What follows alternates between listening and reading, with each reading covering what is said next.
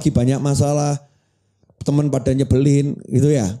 Nah, kemudian nggak punya tempat bersandar ya, memang nggak pernah punya tempat bersandar, dihina-hina orang, panggil saja Allah ya Qawi, minta tolong sama Allah ya Qawi, ya Qawi, ya Qawi, ya Qawi.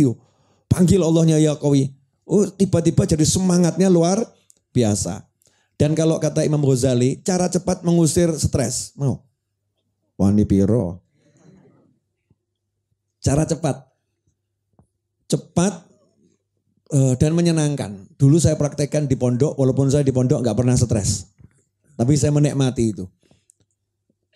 Kamu tidur telentang, ya, tidur telentang, lihat langit langsung. Malam ya, jangan siang panas. Lihat langit, ya lihatlah langit, lihat birunya langit, lihat terus. Nah, luasnya langit itu masuk ke hatimu. Jadi lihatnya nanti tidak pakai mata lagi. Jadi mata cuma alat untuk melihat, yang lihat adalah hati. Selama ini kayak gitu toh. Selama ini kan yang lihat adalah mata, hatinya dikasih tahu. Ya, sekarang dibalik.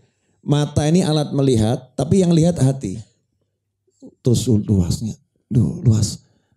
Itu nggak usah ngapa-ngapain, nanti tiba-tiba hatimu seluas langit. Praktekan gitu.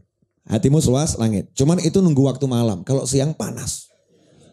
Ya kalau siang panas ya. Ada yang lebih cepat. Nih Imam Ghazali dan para ulama ngajarkan. Ada yang lebih cepat. Gimana caranya? Ambil nafas dalam-dalam. Gitu ya. Terus kamu sebut nama Allah. Yang rodok kenceng sedikit tapi jangan bengok. Kenceng tapi jangan bengok. Allah. Itu kalau misalnya di kamar enggak apa-apa. Kalau di tengah jalan stres. Stres gitu kan. Paham ya?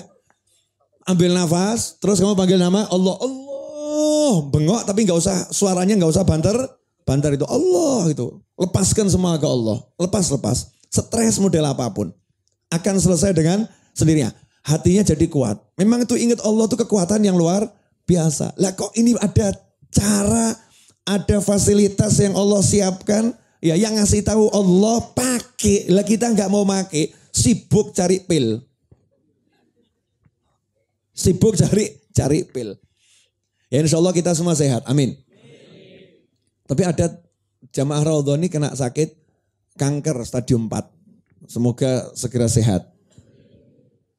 Kata dokter, Beb saya divonis sekian bulan mati kata dokter. Ya kebetulan kan jamaah Raudhah. Saya kasih resep. Bu, ibu-ibu ini. Bu mungkin juga lagi nonton tayangan ini. Ya Beb, ibu nggak sakit bisa mati enggak? Bisa. Ibu nggak sakit matinya sekarang bisa enggak? Bisa. Kenapa nggak mikir?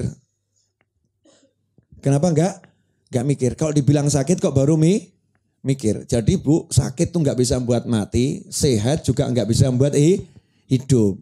Nah kalau udah paham seperti itu nggak usah mikir sakit, nggak usah mikir sehat. Waktunya mati nggak usah kamu mikir juga akan mati. Lah waktunya hidup silahkan dinikmati. Silahkan dinikmati. Oh langsung seger. Ya ngapain ya mikir kata orang akan mati, kata orang akan mati. Yang penting mikir hidup. Hidupnya nikmati.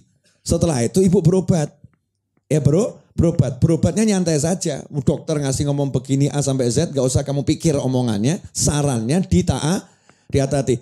Ibu begini siap. Begini siap, jalannya tuh sama santai, nggak stres. Nanti kalau ini gagal gimana? Ini nggak ada. Yang ada tuh optimis, ya optimis dan tidak takut lagi menghadapi mati. Karena sibuk menikmati hidup. Kalau udah sibuk menikmati hidup dengan taat, nggak akan takut menghadapi mati. Sehingga hidupnya walaupun sakit nggak stres. Sementara yang sehat banyak orang stres. Sehat. Datang ke tempatnya Kiai. Saya stres Kiai. Maaf. Ini kebetulan datang ke tempat Habib Novel misalnya ya. Saya stres, saya banyak masalah. Maaf Mas, kamu bisa sampai ke sini berarti kamu ini laki-laki. Aman, perempuan tidak ini. Jarang perempuan stres gitu jarang. Yang banyak stres model begini laki, korban perempuan. Maaf. Jadi Anda ini objek penderita sekaligus subjek pelaku ya. Masya Allah. Saya stres. Enggak ada stres. Yang ada kamu enggak mau bahagia.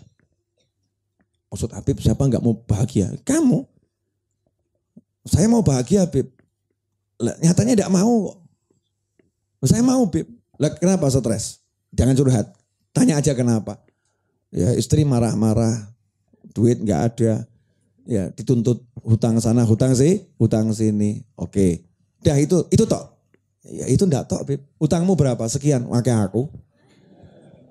Saya 3,3 M dan yang lain-lain enggak saya sebutkan. Yang saya umumkan 3,3 M. Urusan utangmu enggak seberapa. Aku banyak hutang. Kok Habib kan lain apanya? Ya, lain apanya? Ya kan Habib Novel. Ya, Habib Novel kamu siapa? Ya, jangan musyrik kamu. Tuhanmu dan Tuhanku sama. Tuhan kita Allah Subhanahu wa ta'ala. Tuhan kita Allah. Bedanya di mana coba dicari? Bedanya kamu sama saya. Bedanya ini kamu bodoh, saya pinter. Habib kok gitu sih? Ya kamu bodoh. Ya punya istri kok kamu pikir omelannya tok. Punya istri yang pikir cuman omelannya tok. Kan kamu bodoh. Ya bodoh enggak Mas? Bodoh enggak itu? Bodoh. Istriku ngomel. Lah kamu punya istri yang kamu pikir cuman ngomelnya. Yang lain enggak kamu pikir. Enggak usah dijelaskan. Nah, ini ada banyak di bawah umur ya. Kalau saya nggak mau mikir ngomelnya, ngomel sakarepmu, ngomel sampai jebol gitu kan ya. Cuman fasilitas lengkap saudara-saudara. Paham maksudnya? Ya. Pinter ya. Pinter. Punya istri kok cuman dipikir ngomelnya, kan ruginya luar biasa. Apalagi ya, anak lucu. Kamu nggak ngajak Gojek. Semalam tuh saya ngajak anak saya bercanda. Menyenangkan toh? Seneng. Nanti anak ngono. Bapak banyak tamu, minggir. Lagi ngajar, minggir. Lagi ngajar anaknya diusir. Ada tamu anaknya diusir. Anak saya di sebelah saya kanan kiri, sakarepmu. Ya modelnya bagaimana anakku gak seneng mulia awakmu. Iya kamu yang pulang bukan anak saya. Nah, kamu gak cocok anak saya begitu silakan kamu pergi. Aku senang-senang saja. Makanya Nabi Muhammad SAW ketika sujud cucunya naik ke punggung. Kalau gak kuat silakan batalkan sholat. Aku mau sujud terus. Kesian cucuku. Sampai ditunggu cucunya selesai baru Allahu Akbar. Tapi itu sahabat diajak sujud Nabi suwe ya seneng-seneng saja. Cuma sahabat mikir Nabi sehat atau tidak. Kalau kamu diajak sujud lama-lama imamnya urip mati ya.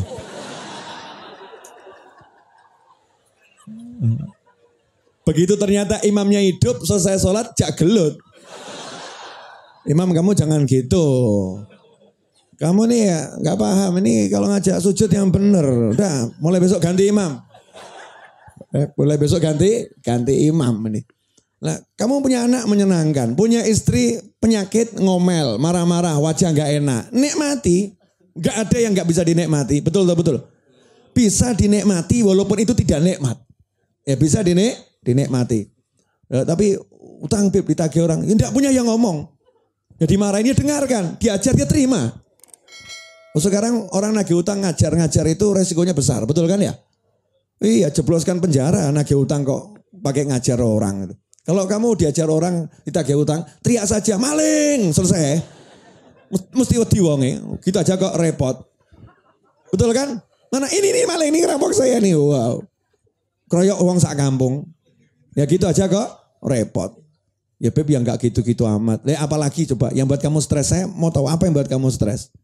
Kamu kesini kenapa? Enggak punya motor, Bib. Naiknya apa? Ya jalan kaki. Alhamdulillah. Banyak orang naik motor enggak punya kaki. Kamu enggak punya motor tapi punya kaki. Banyak orang naik mobil enggak punya kaki. Kamu jalan kaki dan punya kaki. Mahal itu saudara. Ngono gak iso nikmati tambah melaku karo kapan duwe motor. Urip kok kaya ngene. Masya Allah.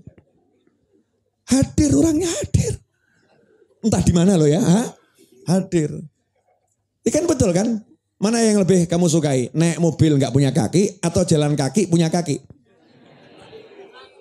Mesti ngeyel naik mobil punya kaki. Itu udah penyakit internasional ya. Opsi terus punya mobil dan punya kaki. Tapi ini kondisinya memang nggak punya mobil, nggak punya motor. Kalau punya kaki ya alhamdulillah. Saya itu loh berkali-kali di Solo atau di luar kota. Lihat orang jalan ngesot. Benar-benar jalan ngesot. Memang kakinya sakit. Dan tidak ada yang menemani. Gak ada istri, gak ada anak. Jalan sendiri ngesot. Itu mau jalan sampai 3 meter aja lamanya luar biasa. Dan dia nggak ngeluh sama orang, nggak teriak tolong aku, angkut aku nggak ada. Ya jalan terus. Lah kamu istri ada, anak ada, kaki lengkap, wajah menyeramkan, minggat todul. Nggak mau saya lihat wajah-wajah seperti itu. Pria-pria tidak bertanggung jawab pada dirinya sendiri. Paham ya Mbak ya? Jadi sebetulnya manusia itu kan dalam nikmat yang luar biasa. Hanya saja lupa. Berarti orang lupa tuh bahaya enggak? Bahaya kan ya? Lupa punya Tuhan, ngeri loh. Baru lupa punya handphone saja dampaknya luar biasa. Lupa punya istri, wah itu lebih bahaya itu. Kalau punya handphone lupa kan wajar ya, enggak seberapa. Tapi lupa punya istri. Jadi di rumah ya bojone dinggurno.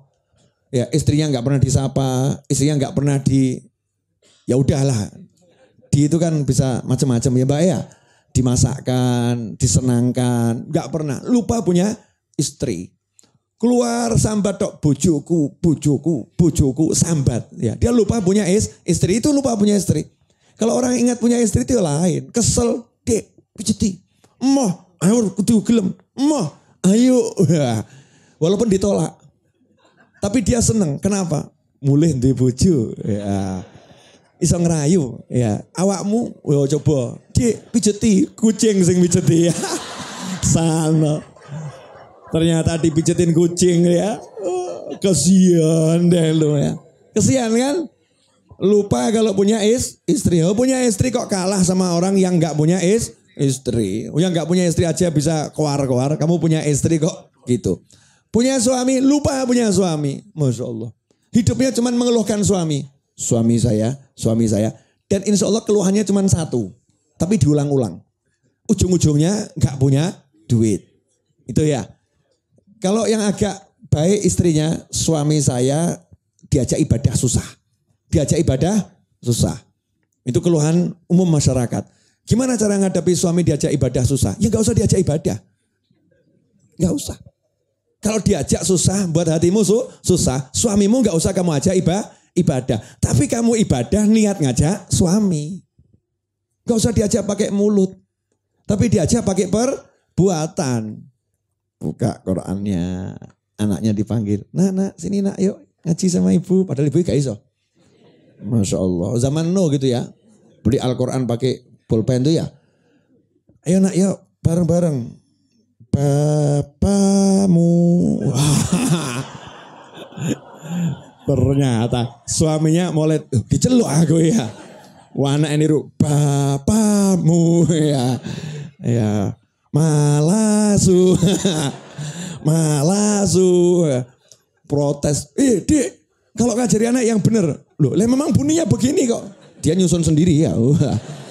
Bunyinya begini. Mana coba tak lihat gitu ya. Salah ini, mulai kumpul. Kumpulnya udah bahas apa ini? Bahas cara baca Al-Quran. Keren.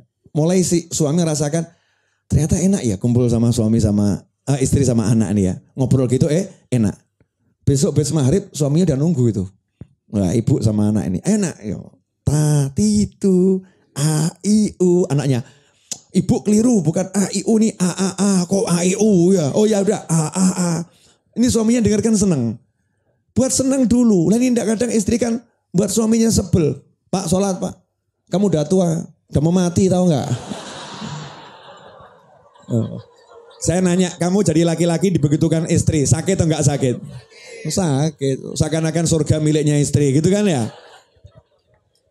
Caranya keliru. Kamu nggak usah ngajak suamimu to'at. Tapi kamu to'atlah pada Allah terhadap suamimu, terhadap anakmu, terhadap keluargamu. Niati untuk ngajak suami. Nanti kan berubah. Beb, 10 tahun nggak berubah. Kamu baru 10 tahun kok. Nabi SAW itu di Mekah ya. Di Mekah itu 13 tahun. Di Madinah 10 tahun. Itu Nabi yang paling hebat di jagat raya. Lo kamu sholat saja nggak khusyuk kok ya. Ya kalau 10 tahun belum berubah itu ya wajar. Tapi coba kamu lihat tanda-tanda perubahannya pasti ada. Buat list perubahan nomor 1 ya. Perubahan nomor 2. Nanti kalau lihat perubahannya walaupun sedikit dihargai mesti ya senang. Ikhwani rahimakumullah. Nah terakhir. Bentar lagi kan waktunya sholat zuhur ya. Caranya zikir adalah dengan dikondisikan. Kondisikan habis sholat dulu lah. Habis sholat kondisikan zikir. Habis sholat. Kondisikan hati itu. Tadi kan sebentar hasil loh. Hasilnya kan kita nggak nyangka ya. Kok tadi yang nangis-nangis nyangka nggak akan nangis? Nggak ya. Kok nangis tuh aku ya. Izin aku ya. Tiba-tiba aku nangis. Nggak nyangka. Karena mengkondisikan gitu. Nah nanti kalau kamu nggak nangis lagi jangan gelo. Kok aku sekarang nggak nangis gitu ya. Bukan berarti nggak nangis itu buruk. Dan bukan berarti nangis itu baik. Kadang yang nangis itu ya banyak masalah kok. Jadi nangisnya karena ingat masalah.